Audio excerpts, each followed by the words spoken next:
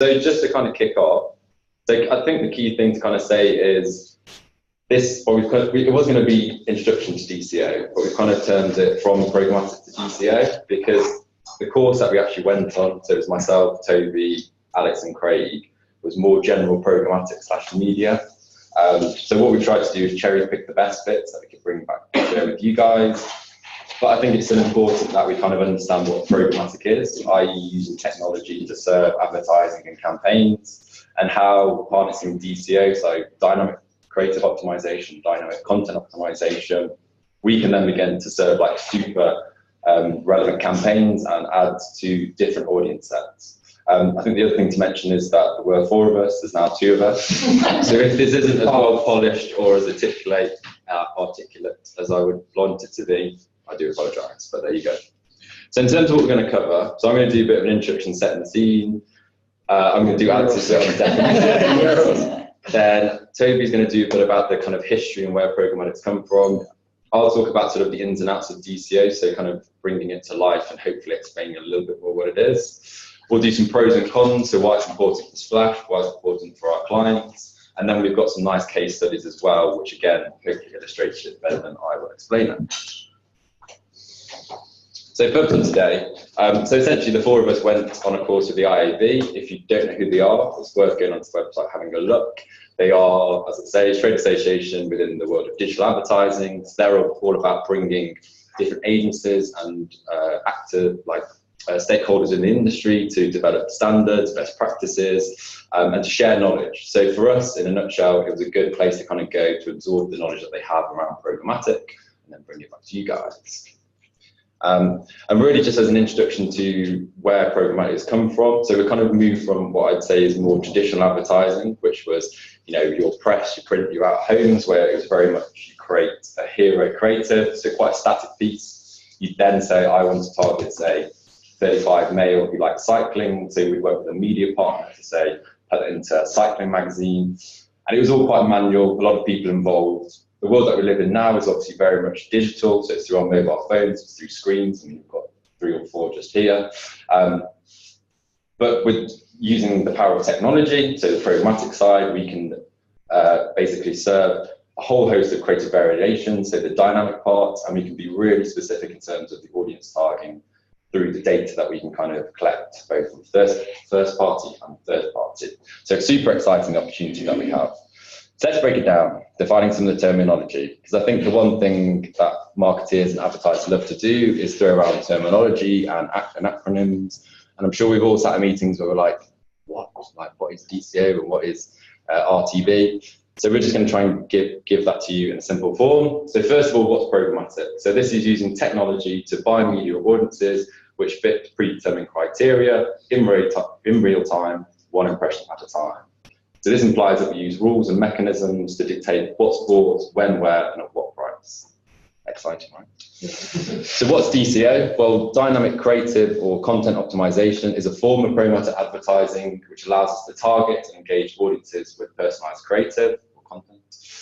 I underline target and personalized because I think they're the 2 key things. The fact that we can be super targeted in terms of the data that we can use. So whether that is someone's intent, so they're doing a search, say, for new bike, or they're going to a particular website, say a cycling news website.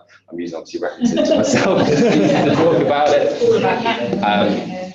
But based on those behaviours, those trigger points, we can then serve, say, me a really personalised piece of content that is, here's the latest bike that you could buy, or here's a puncture repair kit, that type of thing.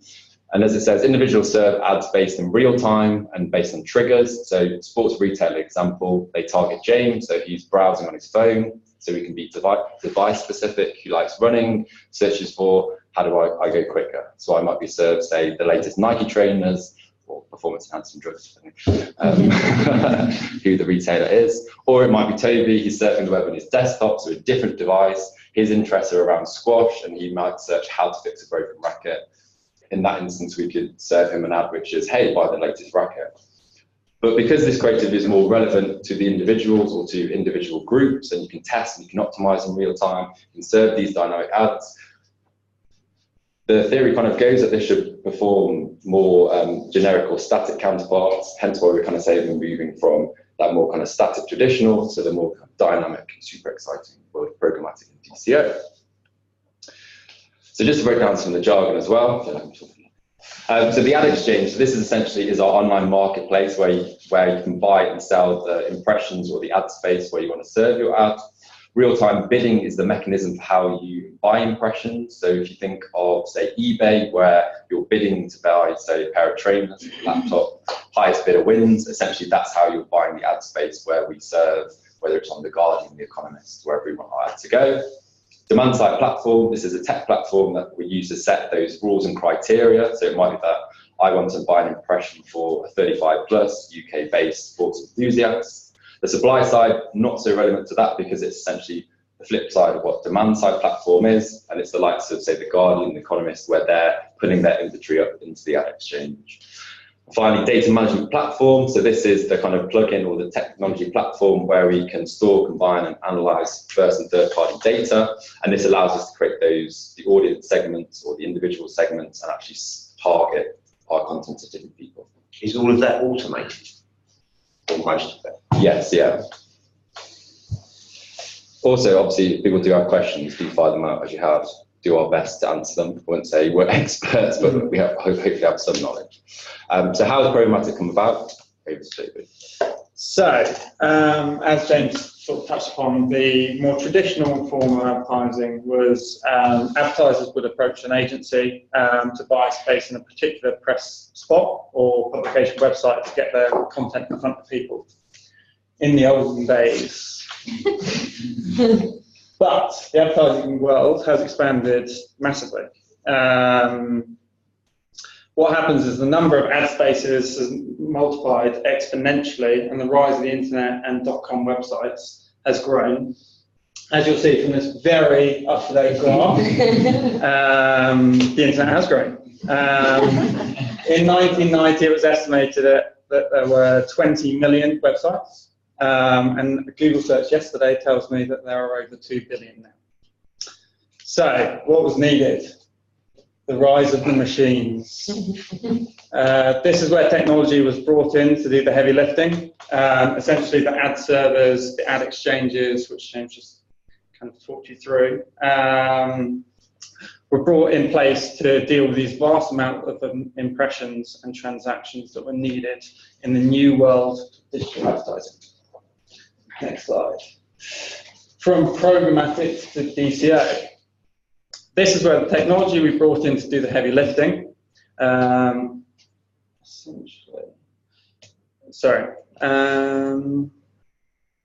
With the vast growth of media opportunities and technologies now supported, we needed to add this extra layer, which is our DCO. DCO gives the advertisers the opportunity to run and test multiple creatives, targeting different audience sets and different messages to optimize relevant and delivery of the campaign. But how does it all work? To you, James. Oh, so here's some of the ins and outs of DCO and how does it work. So I could talk about it, but first of all, I'm going to show you a video. It's kind of old, I think it's 2015, but it's still quite a nice explanation and quite a simple visual way of just explaining how DCO works. It's actually an Adidas example, so kind of relevant to us. So this is an example where it's like in a retargeting context, they're testing the different elements within the ad format. As you see, they're serving a vast multitude of different creative variations.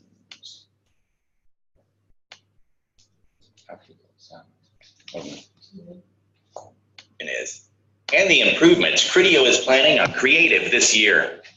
On the left, we have a blank 300 by 250 ad. Once the user visits the site, information is passed into the ad, such as the brand name, the image, the product name, the price, the call to action, plus any other relevant information the client can pass on.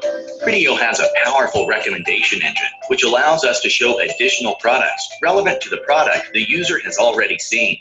Now that the ad is built, we move on to dynamic creative optimization. This is where the client approves various colors, fonts, call to actions, and navigation changes to enable us to create many different versions of the original ad. we have shown this on one ad format, but we can do this across thousands of different formats. Across desktop, Facebook, mobile, and in-app. This means that we can show approximately 40,000 different versions of the original ad. Criteo is completely updating their creative capability. Very good. Just also to point out, Criteo is one of the technology suppliers in this space, hence why it's kind of salesy as well. But I think that's just quite a nice explanation. So we've all got it now, yeah? But I think, because I've kind of been getting overloaded with this, just trying to make sure it's as crystal clear as possible. But I think for me, you know, where Splash is kind of saying we're this creative technology company and that's the ambition we want to kind of get to. For me, DCO is where the creative now kind of meets the technology. So it's using the power of technology to be able to serve, say, 40,000 different variations. And then it's the agency where we can do the creative part. So putting in those data sources, so whether it's the interest, the triggers, the kind of searches that have been made, coming up with what that initial kind of dynamic ad template is. I think in that Adidas example, that's quite sort of basic. It's kind of moved on, you know, we're in 2019, but you can kind of see how you create that kind of template, but then within you can change different elements within it, so whether it's imagery, call to actions, headlines, copy. So actually, I think, so this is an example of a Skoda one. So this is, again, a retargeting concept.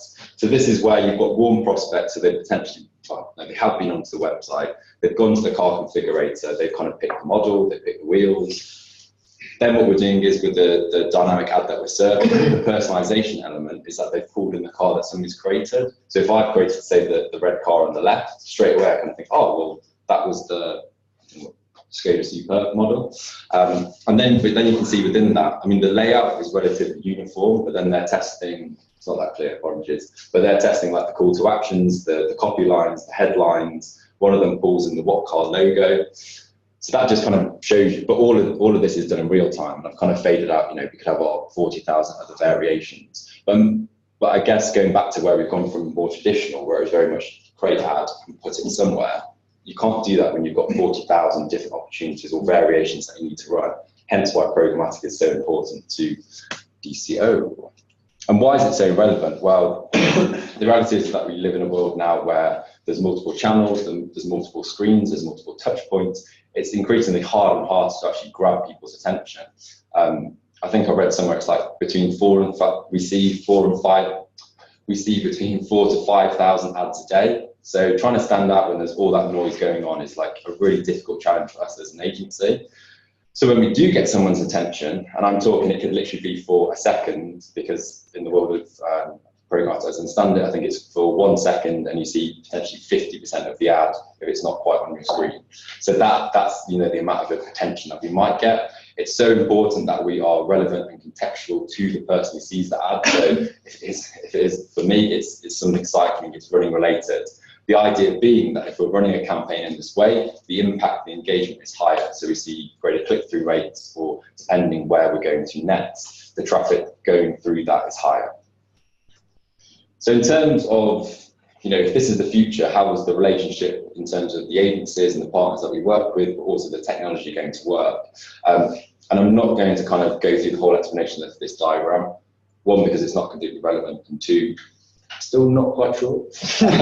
But I think the key things that I've kind of highlighted is that the entry point is still very much Splash working with clients. They come to us with their the campaign that they want to run, the objective, potentially the audiences that they want to target. I think the key thing for us, and I was chatting to Nick about this, is that I think it's going to be a big educational point, probably for our account management team, probably for me and Alistair getting involved as well, because from the DCO event we had last week, it's very apparent that this is, even though programmatic isn't like infant in terms of an advertising channel, DCO, most people don't really know what it is, so there is a really big kind of educational point, hence why we're kind of starting now today. You know, hopefully this will be the kind of starting point for other educational points throughout the agency. Then in terms of, so once we create so for Splash, the key things will be the strategy and the creative that we come up with. It's still then most likely we'll be working with a media partner, but increasingly this could be something that comes in-house as well, because that kind of serving and putting an ad where we want it to go can be done through technology. So that could be something that Splash might invest in the future. I can't really speak for the company, so I'm not sure. And then on the flip side, you've got the publishers. So this hasn't really changed that much, except you've got now both online and offline. So whether it's The Guardian, YouTube, Vogue, Economist Campaign, all those places where you basically see ads depending where you go. But the key thing within that relationship now is the technology. So I kind of explained DSP and DMP. So the DSP is basically that piece of technology that's going to, based on the criteria and the rules that we set. So if it is, a cyclist, runner, the James Toby examples, that will serve our ads in those particular places. We've then got a data management platform. So that's our data plugin. So that could be first party or third party. And I'll explain what those two are. But that's where we can then create those audience segments in real time and serve an ad that's relevant to the different people. Still with me? Everyone seems to be nodding. The power of data.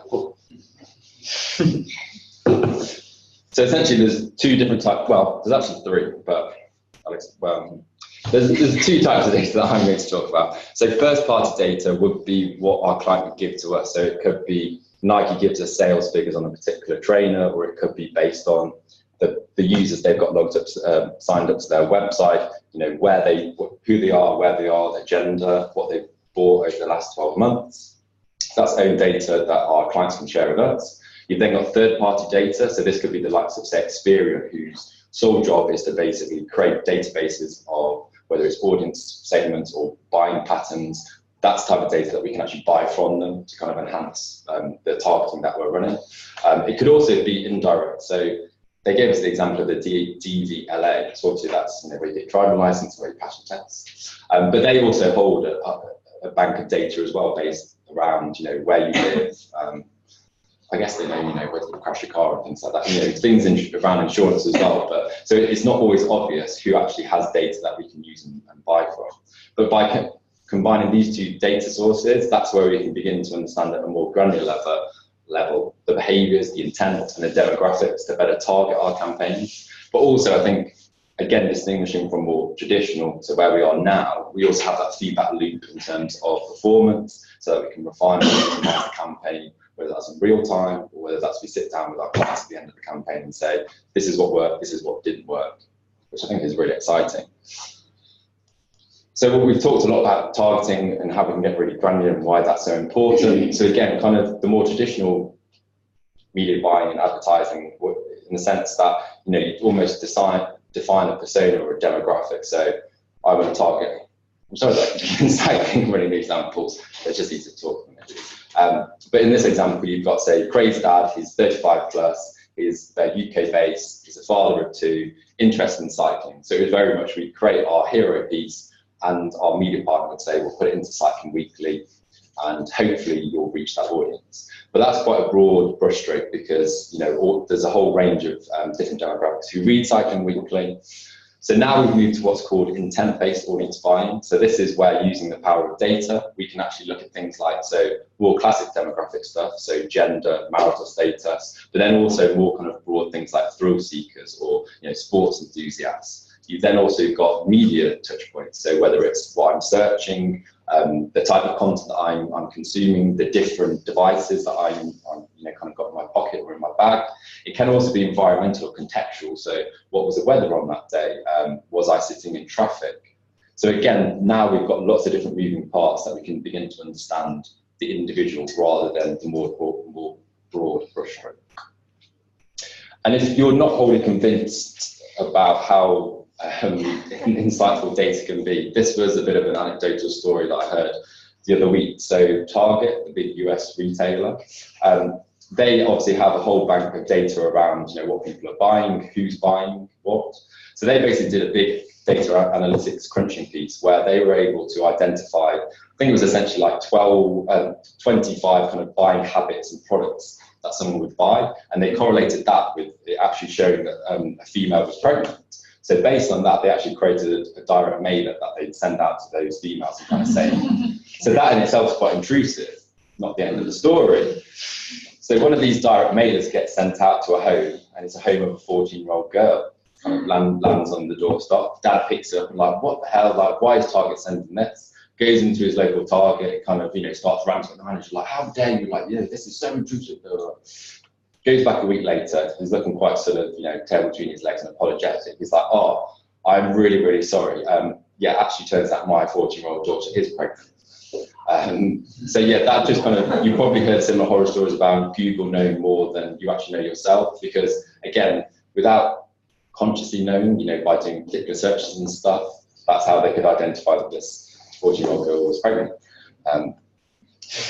So that probably makes it feel like it's quite sort of Wild West, and when you hear, seeing the headlines of the likes of Facebook, where our data is being lost or stolen, or just being used by companies in quite manipulative ways, it's not all kind of Wild West. So this particular body, JICWeb, so it's an independent body who represents these 4 associations in the world of advertising, and they're there to be this kind of external party to develop good practice standards within the world of programmatic advertising. So there are kind of 3 things: is that to reduce the risk of online fraud. So this is to make sure that the publishers, so whether that's your Guardians, but it could also be sort of dodgy website play fair. So if I bought an impression, my ad will appear, because there's also then things like ad stacking. So if you imagine on a website you have one display unit, they could stack 5 ads on top of each other. It still shows an impression, but the reality is only the one on top is actually shown. Then the second is to reduce the risk of ads appearing in an unsafe brand environment. So again, it's protecting this brand guardianship. I think we're probably all aware a few years ago when YouTube got into a lot of hot water, where brands were complaining that their content was being served next to explicit, or I think it was almost like far right content. So if I am Mothercare, don't really want my ads appearing next to sort of explicit content. And the final point, to maximise ad viewability. So this is actually defining what a viewable impression is. Because when I said what you're grabbing someone's attention, I think the standard at the moment is that an impression counts as it's seen for 1 second, and I think you have to be able to see at least 60 or 50% of the ad. So if you imagine it's not showing fully on your screen, if 60% is seen for a second, that counts as an impression. So that hopefully gives you a little bit of explanation of what DCO is. Like I say, we'll take some questions at the end. But in terms of the pros and cons of programmatic, so for Splash and as agencies in general, in terms of pros, so I think certainly, like I say, off the back of the event that we had last week and kind of the general landscape, there's an opportunity for us to be an early adopter and to be a market leader with both our new and existing clients in this space. In terms of the production and delivery, this is done at such a massive scale, and as we said, this isn't something that you could do manually, creating those 40,000 ads and putting them all up in real time. So we can dynamically create all these massive and vast variations. It's efficiency at scale, so both the production and creation side, but also the fact that we can now target different ads at different people. So it's not a one size fits all. So potentially, as we say, the return on investment is higher, which is really attractive to our clients. And it's also the quantified performance and insights, because if we do put our billboard up, it's quite hard to kind of quantify the amount of eyeballs who've seen it and also the action that they've taken. In the case of DCO and Programmatic, we can optimize and develop creative strategy. I'm not sure I got that actually.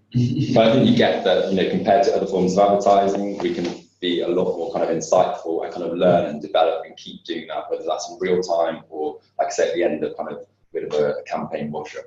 In terms of the cons, I think obviously there's quite a steep learning curve, and hopefully this has given you a bit of an introduction, but I'm still learning. I think everyone is still learning. And if there are questions, whether you fire them today or in general, I think the best thing we can do is keep asking and keep learning.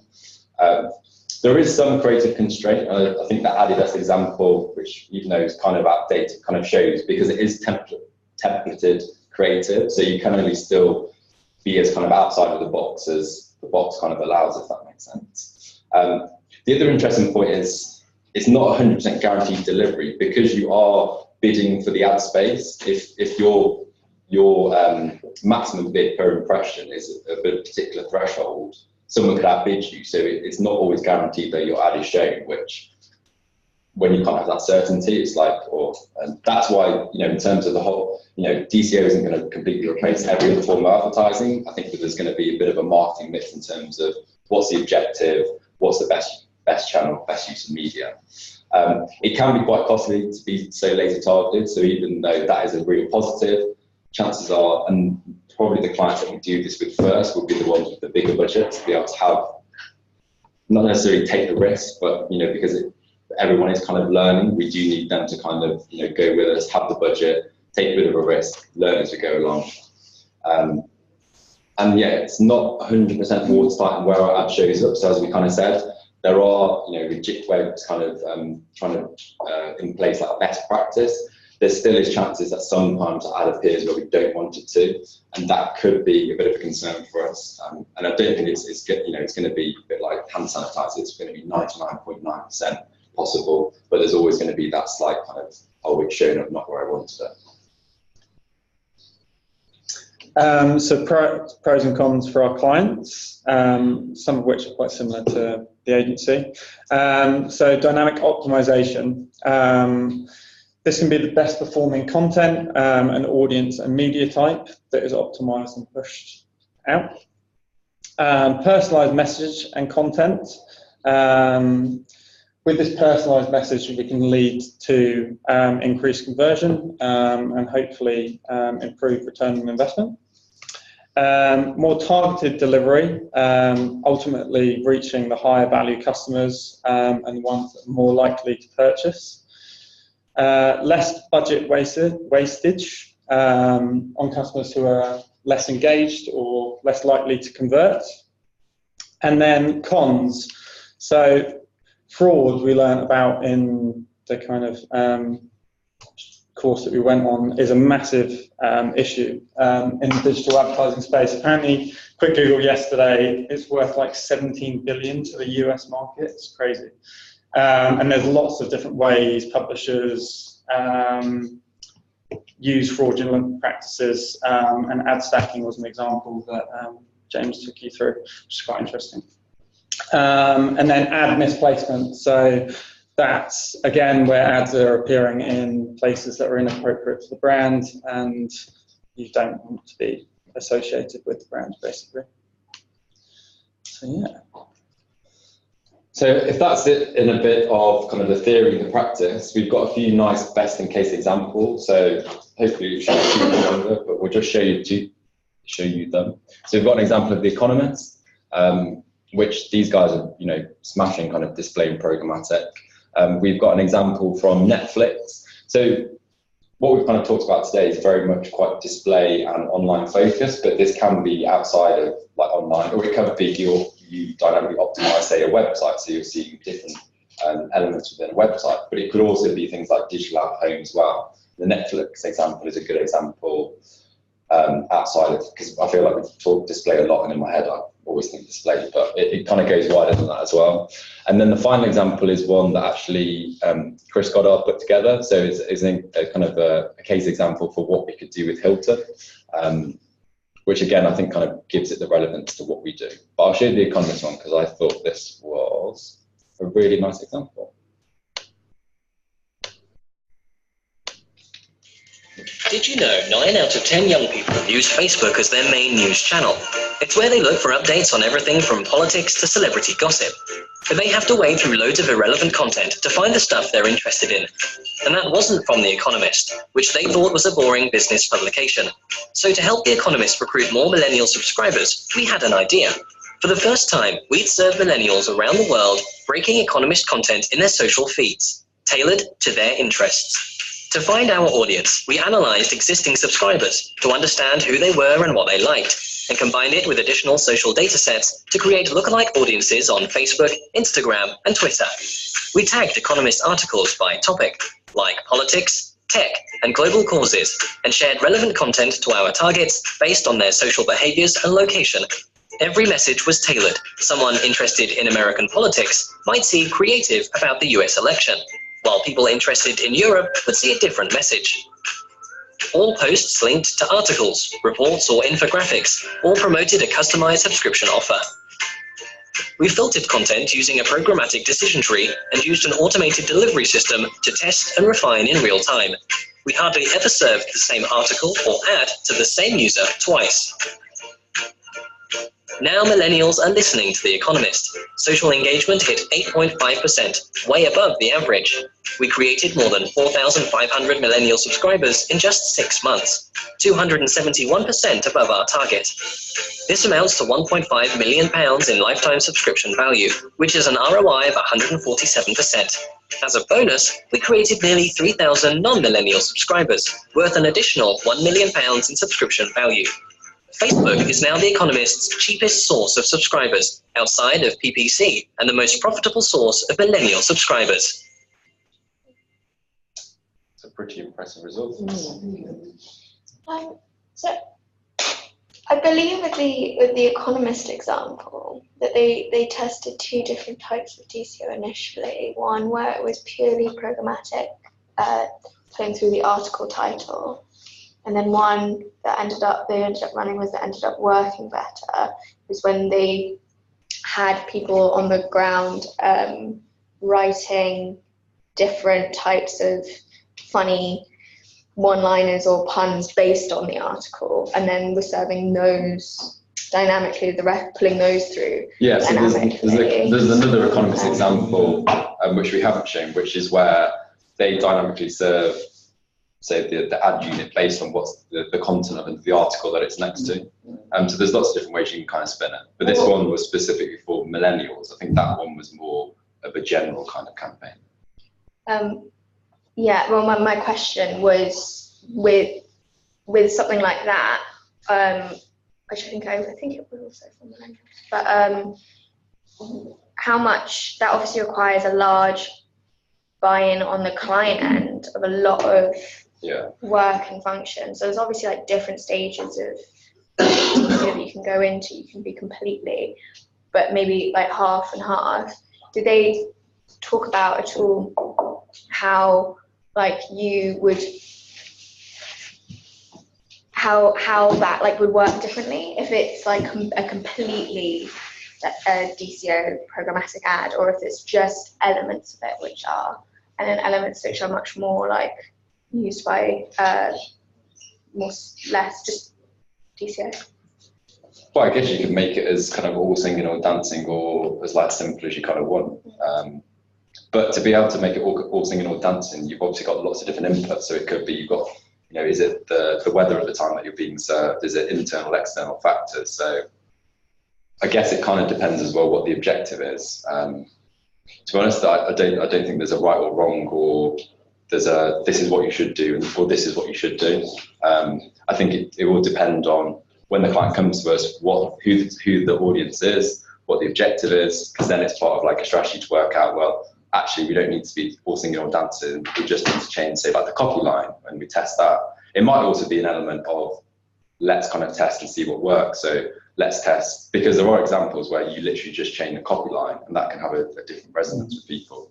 Like I've been reading like a behavioral insights in advertising book, and literally by saying, literally changing the copy line, so whether it's like 99% of people, it was in an example of a hotel, so it's like 99% of people reuse their towel, or 1% of people don't use their towel. And depending how you spin it, actually has a bigger impact. I can't remember what example it was. So sometimes you just kind of have to test these things, and then you get to a point where you can kind of say, well,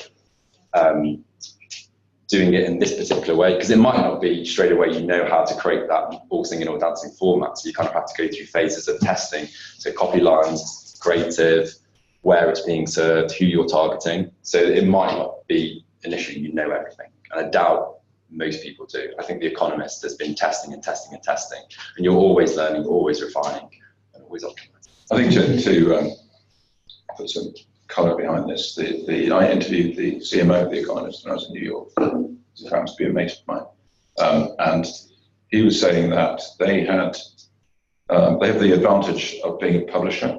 So they have an in-house, they have a studio of people that make stuff all the time. So generating content for them is not a problem, which is very helpful in terms of producing lots of different variables of ad sets.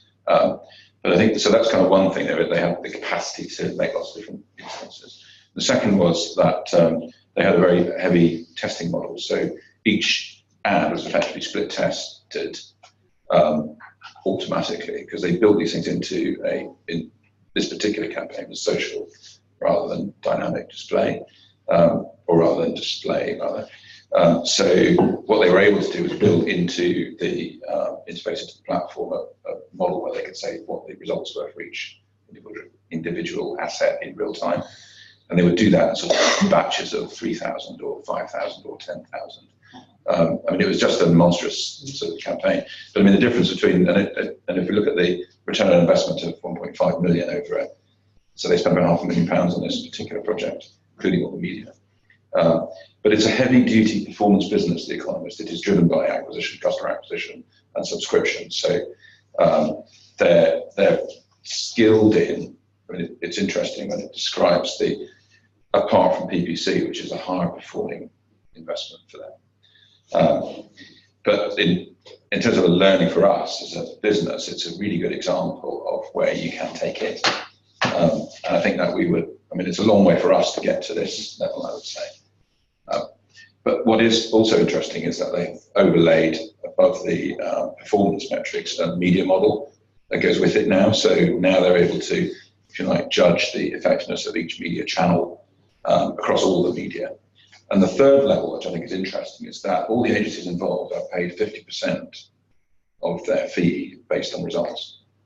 So it's pretty hardcore. You know, it's a great client, The Economist, but not a very profitable one as an agency.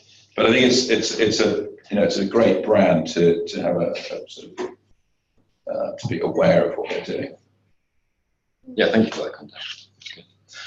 So yeah, like I say, this is an example because we've talked a lot about displaying online. So this is a really cool example from Netflix, who ran a digital out-of-home campaign to drive subscription in the French market. In September 2014, we launched Netflix in France. It was a big challenge with such a skeptical audience. The only way to succeed was to be perfectly relevant. Luckily, we had the most adaptive tool, the Topics model. Topics model is a natural language processing system. It can transform a mass of everyday language into significant insights to identify a brand opportunity. We use this text mining approach to analyze 2 years of digital conversations and erase irrelevant data, the surface and the noise. It processed the data into different categories of meaning, sometimes from the same source.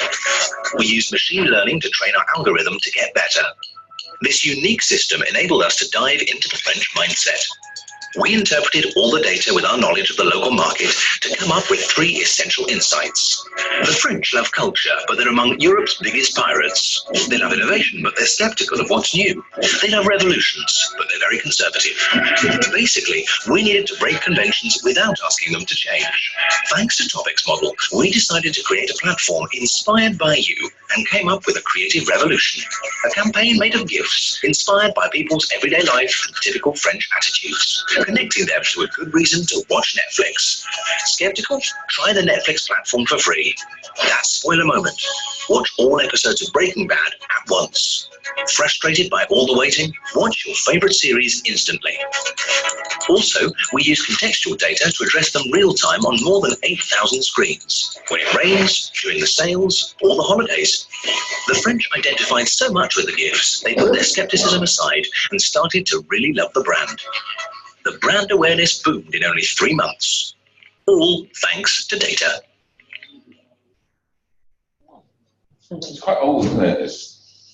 Yeah, I mean, this was the thing that the course that we did, the examples you kind of gave to are quite old. But I just like that because like I say, it kind of moves us away from just pure displaying online. So, yeah. But again, it kind of shows you it's that the kind of scale and the amount of kind of insight, well, the initial insight, but then all the moving parts, the kind of inputs, and whether it's the weather or the cultural relevance, it's just kind of like quite mind blowing. I think, as Alistair says, you know, we've got quite a long way to kind of get to that point, but it's going to be quite an exciting journey. From the production point of view, we're going to have to generate a hell of a lot more content just to produce one ad. Yes. Yeah. Yeah. Alistair, you say they're old. 2014. But I'm saying we think they're old because we sit and we do this all the time. Do you think clients are thinking? Depends who you're talking to, the client actually. Yeah. If you take the date off. Yeah. Yeah, exactly. Let's not say it's 2014. No. But the principle of using social listening as a proxy for Yeah. behaviour is become a bit more established now. Topic wheels are now available in most of the social listening platforms as a kind of default mechanism rather than a designed mechanism, which it was at that time. I think it's quite a good way of just picking out themes that you can relate to individuals. But I mean, my concern with these things is, I think they're great, by the way, but they're pretty broad. I mean, there's a lot of cognitive bias involved in these sorts of presentations. So the French are like frustrating yet charming. I mean, who knew? So then the final example is one that Chris kind of put together. So this is almost going back to the Weekenders campaign. So you might have seen the hero video. It was where we were trying to target a younger demographic for Hilton and trying to be more kind of culturally, but also audience relevant. So whether it was like cultural seekers or more like sports or thrill seekers. So what Chris has kind of done is when we did that campaign, that was obviously very much, we created a set of content and we served it on social media. It's kind of gone back and said, well, if we do that dynamically, how would that work? And if I can get it to come up. Oh, there we go. So last one. Introducing Hilton's Unlock Your Weekend, a campaign generated to find you the perfect personalised holiday. It all starts with a simple Google search, something like cool city breaks. Google directs you to a page of city break ideas. Within that page is a sponsored Guardian article listing top weekend break ideas. You read the article and get inspired around the idea of travelling to either Istanbul, Amsterdam or Barcelona. There's only one thing for it. You head to Instagram to do some more research.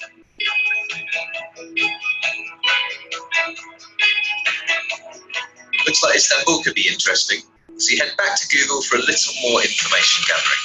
You search for your favourite things in Istanbul and get directed to the Hilton Unlock Your Weekend campaign page. The page features a DCO film based on your chosen search criteria. So if you searched Istanbul culture, the film will lead with that content. The page also features a direct link to book your perfect stay with Hilton. But if you don't book, that's no problem. We'll continue to serve you relevant DCO content across your favourite web destinations, offering information you've already told us that you're interested in. Thanks to our DCO content, you book your stay with Hilton. So you've booked your perfect destination. Now it's time to use creativity and technology to make your stay even better. We know when you're away due to your booking, the synchronicity of the Google Ad Network, and the location emitting from your personal devices. And we also know from our data feeds if it's raining outside on your stay. And if it is raining, we'll serve you an ad while you're checking your news to beat the wet weather with a relaxing hour or two in our luxurious spa. On the Saturday morning of your weekend break, we'll serve you an ad helping you to book a place for dinner in our delicious restaurant that evening. And on the Sunday morning, we'll even help you get a little more culture with our triple museum pass deal. Unlock your perfect weekend break with Hilton and our DCO campaign today. So I think that just, like I say, kind of gives a nice example where, given that brief again, if we were to run this through DCO, we, potentially run a campaign. So that.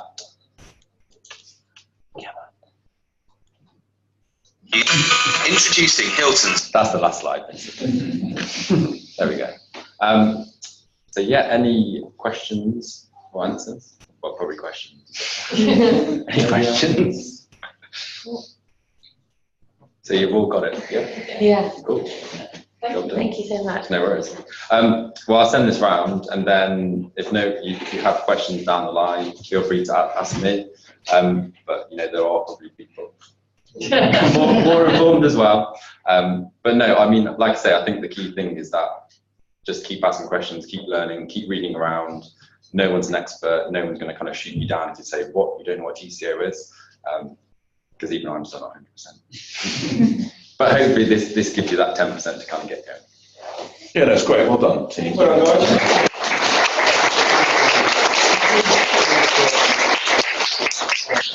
just to recap, it's an area that we as a business are focusing on quite a lot right now for a number of reasons. One, because it seems to be a hot topic. We've just done a kind of research exercise with clients over the last last month or so, which has been really helpful actually, because it's given us a lot of insight that clients are challenged with this whole space. They all think it's an interesting area to be in, but they don't quite know how to get there. So I think part of what we are now looking at is exactly what is our proposition to support clients in their journey to be effective. I think that we've also got to just think through a little bit what it is that we end up producing, because there's different levels to this. One is guiding clients through the technology, but there's also guiding clients through how we can make the creative element of the content as effective as possible. Because mostly all of the measurement that you hear, all the metrics, are all based on media performance, not on creative performance. So it's very difficult for creativity to be seen as a value add in programmatic, because it just isn't. The whole industry is not structured around creative, which is why we're trying to push it to make it an interesting area for us, because it feels like a point of difference for our business. But the next steps in this whole space are going to be us being able to provide a business case for clients to move into this space and to be able to look at what sort of investment they should be making. Because we can generate sort of travelogue ideas around what we can do, which is great, but actually the cost of that campaign is very high. And for clients, they have to go, you know what, unless we're able to run a campaign or run an activity over a period of time that is at a lower cost than my normal customer acquisition cost, for example, then there's no reason for me to do it at all. So that's where we're kind of grappling, I think, in our business about how we build the business case for clients. But it's a really interesting space, and it's good stuff to be here. So onwards. Thank you. Cheers. Well done, guys. Thanks. It's good. Well,